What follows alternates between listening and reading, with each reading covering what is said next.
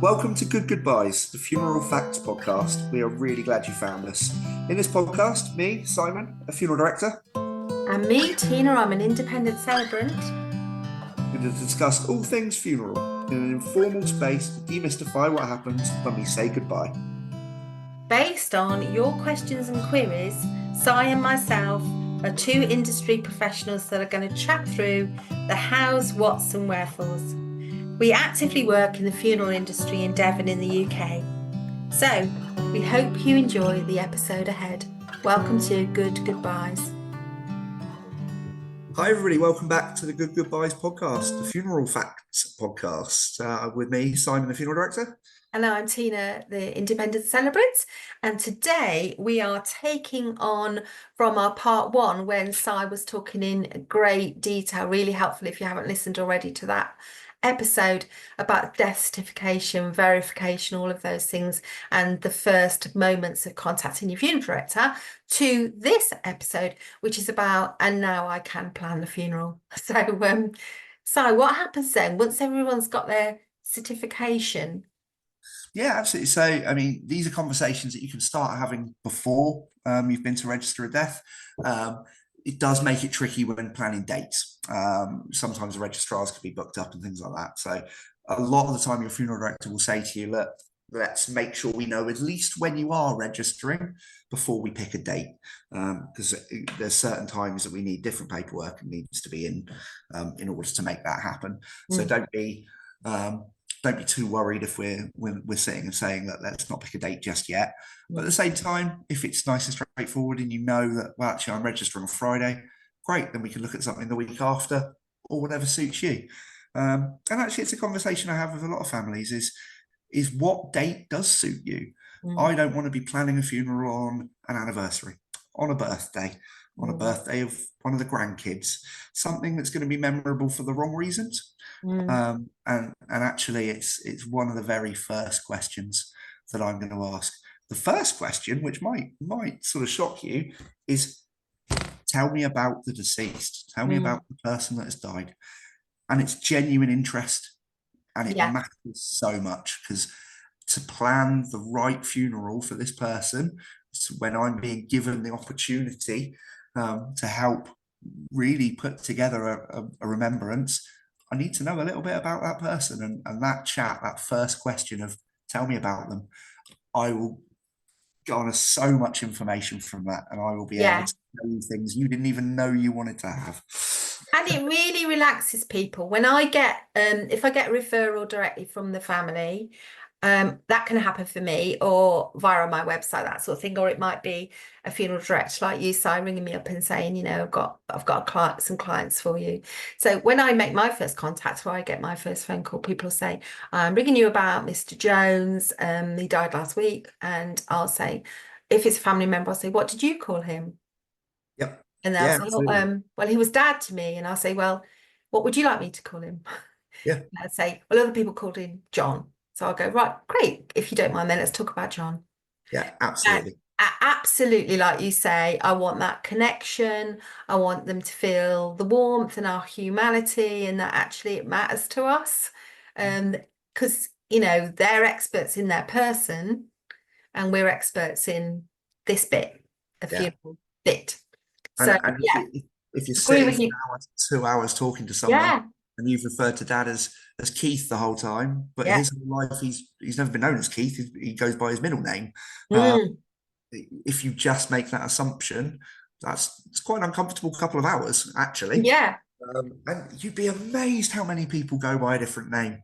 And how polite people are, Si, and you get it wrong, and then you know somebody will go, well, actually, halfway through they'll go, well, actually, he did like to be called Mugs or something unusual, and you go, oh, I'm so sorry.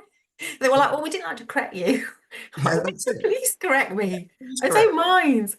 Yeah, and I think we well back in our first episode we mentioned the British thing. So sorry to the internationals, but again, that's very British to not correct someone. Yeah, Uh, we yeah, will sort of bite our tongues and it's okay. He was Keith technically, and yeah. no, tell us absolutely. We want it to be right, and there are certain things that we will have to have in full Mm. name. Things like order a service. You want their nickname on the front of it? Absolutely. Yeah. And that's what they're known as, and that's what people are going to recognize. Then absolutely, that's what we should be referring them to. Because if Right. you misname somebody, it's so jarring, isn't it? Like I've been in services myself, and they've misnamed the person several times in the ceremony, and you think they never got called that. They never. No, who is that? All of a sudden you start feeling really uncomfortable because you think you didn't know my person. No, no, that's it. And we don't often get the opportunity to meet these people, to meet the people Mm, caring mm, for and looking after. Um, so to have that first, tell me about them. Like, mm, what are we going to be calling them? What would you like me to refer to your dad as? That's a mm. really important conversation because it puts everyone Yeah, and it shows that we care enough to want to know as well. yeah. It's the last thing I say before we leave for a funeral as well. Even at the other end of this whole spectrum, my team of pallbearers that come in for the day, um, this about me that I write is the last thing I tell them. So that if you're looking a little bit lonely in the kind of flower garden of a crematorium and one of my colleagues is there, they're going to know a little bit about dad. They're going to Mm, know a little bit about that person that you love and you care for, and they're not just there doing a job. Um, and I think we're really lucky, actually, especially my team that I've managed to assemble now has been put together because they do care about what they do, and I yeah, think yeah. uh, And often, as a celebrant, for example, the first time unless I meet the person prior, which is very rare, first time I actually meet the deceased is at the service. When the hearse arrives with the person, or however the person arrives. And I take a moment, if I possibly can, either then or when we get in to do the service just before I start, to just go and thank them and introduce myself and say, thank you for, I'm Tina, I'm conducting your service, and it's an honour to be here. And I often say that just quietly, quietly, quietly in the background, because to me, I just want to have a sense of connection. It makes it feel so much more meaningful for me yeah, I as a wish practitioner, because I think if you're not careful in our industry, like in anything, it's just one more haircut. yeah. It's not just one more haircut. It's Yeah, it's I wish I'd mentioned it in the first part of that immediate aftermath because yeah, it's something I do when I walk into the room. Is I'll put my hand on their hand and hi John, my name's Simon. I'm going to be looking after you today with my yeah, and just that making sure people know that we are still going to treat their loved one as a person. yes, You know, really, really, really important. yeah, Because sometimes things come on the news, don't they? And they get a lot of airspace about other funeral practitioners or celebrants who are not as careful and considered as we would be, Si. And, yeah, people might think that's common, but I just would like to reassure people that it isn't.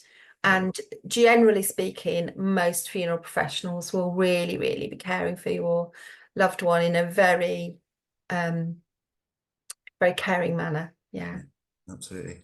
So yeah, we're sat down, we're having this conversation about planning a funeral, and there were going to be questions that you never in a million years thought you're going to be asked. And actually, it's quite a long conversation. There's a lot to it. Mm.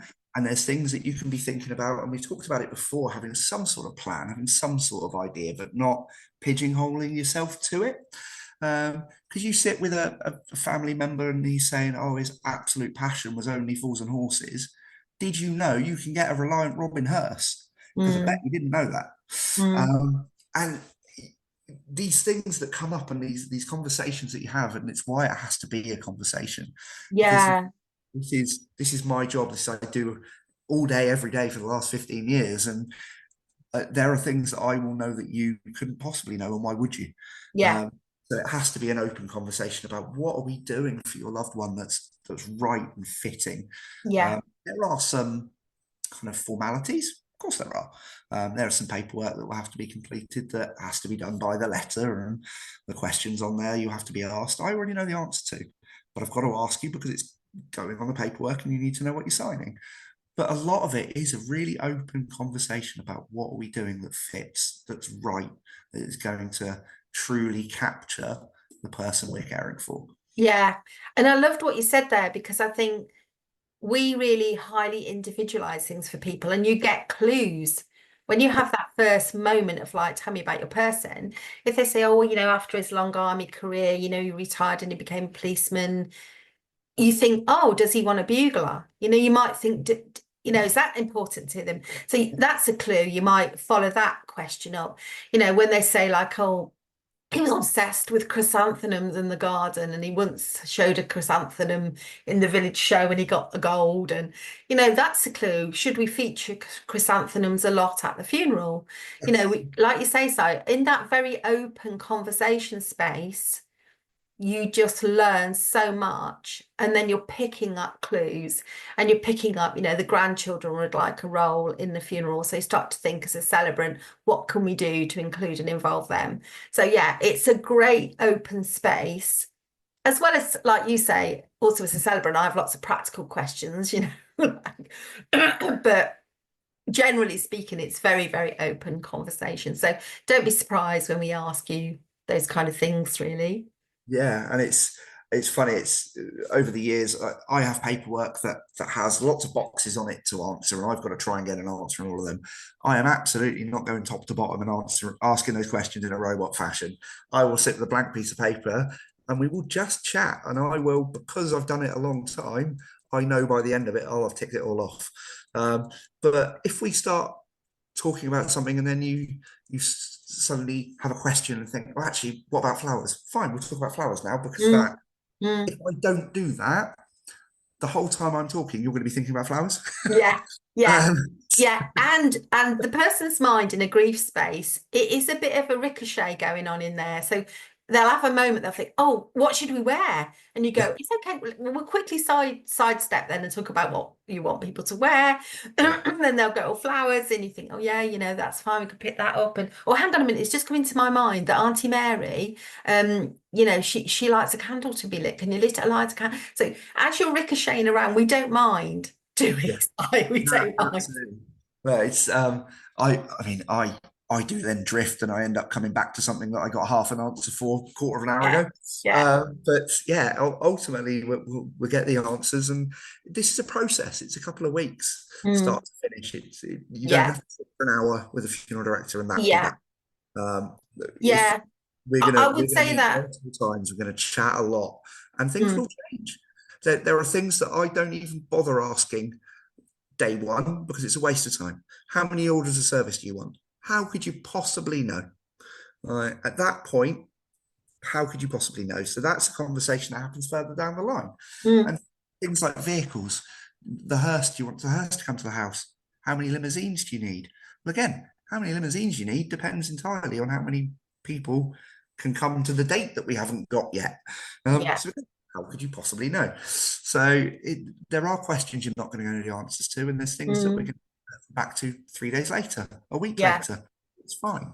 We're working together, and it really is a collaborative effort. I am here to facilitate and make sure that everything that you want and you need happens, but I'm supporting you with that. Yeah, I love that phrase, because I think that's what I want people to go away from this particular episode, understanding that sometimes I go to people's homes and they're like, right, so we've only got this hour with you, Tina. And I say, well, actually, I could probably be here for a couple of hours, so don't worry too much about that. Yeah, And then they ricochet off all these things that they want to tell me. And then I'm like, you know what? It's fine, because I'll ring you tomorrow, or you can send me an email, or I'll check up in a few days and take time to think about it. And I don't, because they think they've got a one-shot moment and then I'm going to walk away. But no, we're in touch on and off. And I think that idea of them being in safe hands, that's what I like to think, that people are really in safe hands. They'll be guided through, they can change their minds within reason. Maybe not an hour before, but that kind of thing. And I've certainly had somebody say, I want this piece of music, and then I want a poem. And then a week later said to me, I've thought about it and I don't think she'd like that poem. And I don't yeah. think she'd like that piece of music either. No, And that's it. that's fine. That's Yeah, fine. yeah, and they've been listening to music, and actually that feels a bit more Mm. right. Or we stumbled across a order of service from another funeral that my granny went to, and she circled this piece of music. Yes, yes. Right. It can be anything, and all of that is flexible and can be changed. Yeah, Uh, because we want it to be right, and ultimately, like even at the last moment, and I hate to say it, I hate to talk about money, but there isn't anything that can't be done, but it might cost you. Even things like the sort of recordings in the chapel at the crematorium, Mm, visual tribute, slideshows, things like that. yeah, Suddenly think, well, actually, I really want a slideshow, but I didn't want it a week ago. We can still do it. They're going to charge us a little bit for it, but we can still do it. And that I think that applies to anything. Is there's nothing yeah, that can't be done. yeah, Um, yeah. I mean, anything you would be arranging, wouldn't you? Whether it was a wedding or a baby naming or anything, and you can do a simplified version or you can add more things in. And it's not sometimes till you're partway through the planning, you think, actually, we'd really like to add a few bits in. And like you say, I think people appreciate that there might be a cost alongside that, yeah, really. But yeah, and it could be 10 days later. Actually, so and so's broken their leg; they can't come, but it's really important to them. So can we mm, now webcast it? Yeah, of course we can. yeah, Or for the church or a burial ground, is there any way of live streaming it? Yes, there yeah, is. We can get like camera teams in to do that, and it's things that people would never necessarily know. You think the mm, crematorium, where they've got a camera set up, it's easy. mm, But it doesn't mean we can't get someone into live stream from graveside or from a church or yeah, from whatever place it might be. We've held funerals in pubs, and we've had a cameraman there doing it. yeah, Uh, it's and this collaborative time together and talking means that you get these things and you're not pigeonholed to yeah. room for half an hour. Yeah, true. And I think as you plan, as it is a partnership in planning the funeral with your funeral director and your celebrant, if you're having one or your minister, same sort of rules apply. You'll just be tinkering with things. So as a celebrant, how I work is meet the family, clarify what they would like, put together an initial plan, send that to them, like a running order, I suppose you might call it. And they'll go, yeah, yeah, that feels about right. So then that helps us start to think about the order of service. And then I would always send my families a script. Not all celebrants do. I send them the full script and I say, does this feel, I want your feedback on two levels. One, does this got the same right vibe, right feeling for you?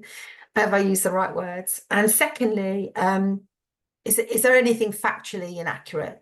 Yeah. So if I've misheard that he was a Boy Scout and you said he hated the Boy Scouts, then I need to correct that. And for them never to be worried about correcting me, I'm there to serve them. It's not my script, it's their script.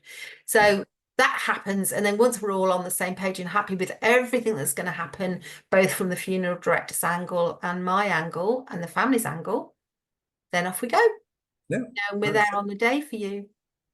Yeah, and your funeral director will be there on the day for you as well. And it's very much a held hand process. Mm, Uh, we do this every day. mm. You in your life may do this once or twice. And I think that's really important for people to remember. That's why there's no stupid questions, which is something we hear a lot. Is, oh, it might sound stupid, and it's kind of why we started this podcast, is to answer a few of those and to try and stop that people thinking that way, because why would you know? And hopefully, as we guide you through and have these conversations on here, it may make it a little bit easier when it actually comes down to having to arrange a funeral as well. Yeah, yeah. And I suppose that's a nice stepping off point for this episode to say, please do. If you look at our show notes, you'll see there's somewhere you can text us. Si, your Instagram is, Otter funerals. yeah, Yeah, and mine is Chamomile Ceremonies. So just find Si or I wherever you can or via the podcast and just ask, any question, and we would be happy to talk it through in a future episode. That's yeah, what I'm absolutely. here. I think the more questions we get, the more subjects we're going to be able to cover, and we're going to get a much better idea from people of what we need to cover as well.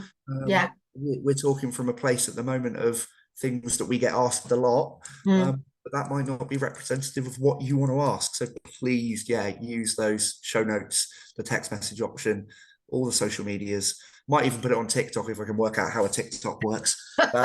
To ask us these questions, Yeah, please. let me know when you do, won't you? Because I haven't got to that in my life yet, I think but I've I got probably three should. on my TikTok, three Yeah. TikToks so far, but Yeah. One of them's got 1,000 views, one of them's got 5. So I don't think I've quite nailed that down yet. Oh, I'm sure that you'll nail it down in the future.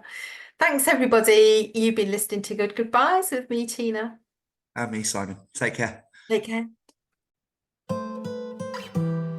You've been listening to Good Goodbyes, the Funeral Facts podcast.